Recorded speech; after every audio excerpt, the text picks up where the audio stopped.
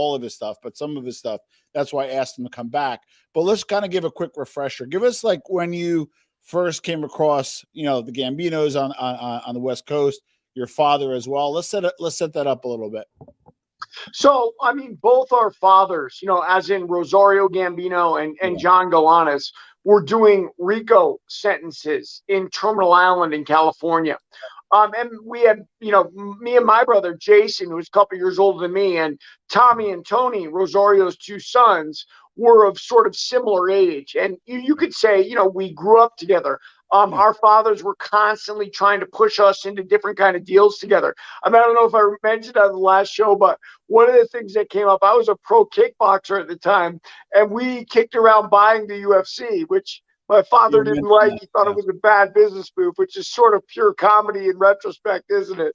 Yeah, I was going to say. So, okay, so if I remember correctly, your father hooked up with Rosario, and then, Rosario was in a sentence, which it was interesting. It wasn't that long, but Bill Clinton tried to spring him, or Bill Clinton's half brother tried to spring him. Walk us through that, because I thought that was interesting.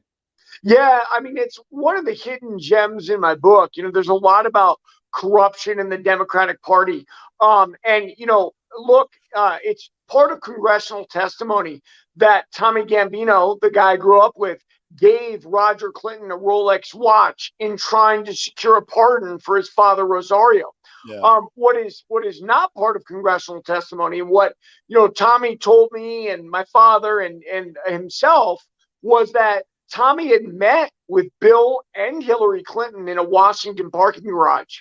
Wow. And one of the things Tommy was telling me, he's like, Derek, they gave me this ticket for the garage and I almost threw it out, but then I realized I got to save it because it proves that I was there and they were there. And I just sort of was, along for that ride. My father was on the run at that time, and Tommy was explaining the goings on in his life. But by the way, that just went nowhere with the government. They don't want to talk about it. Once it touches the upper levels, they're not, busting the president or Hunter Biden or anybody else for any of those things. So, yeah.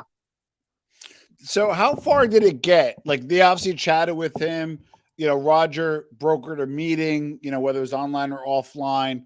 Did it get any credence? Did it get anywhere? Did it go up, get shot down? How far did it get?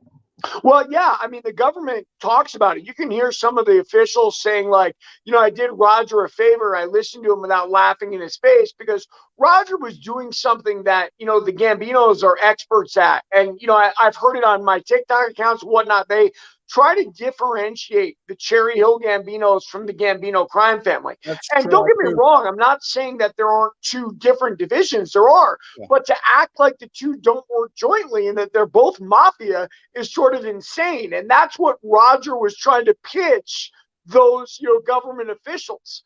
And it's ridiculous. The agents know who Rosario was. I mean, Sammy the Bull went on record saying that John made John Gambino, Rosario's brother, a capo for the Cherry Hills in the Gambino crime family. So, it's all just, look, that's a world of mirrors where everybody keeps things close to the vest and they try to confuse you with what the reality is. So, yeah, very funny situation there. Interesting. So one thing, well, let me get to finish Rosario, then get to my next question. With Rosario, so what happened? Obviously, he served this term and didn't get any pardon or any special treatment, correct? Yeah, no. So you asked about, like, how did that work out? And worked out because the slickest gangster of them all, right?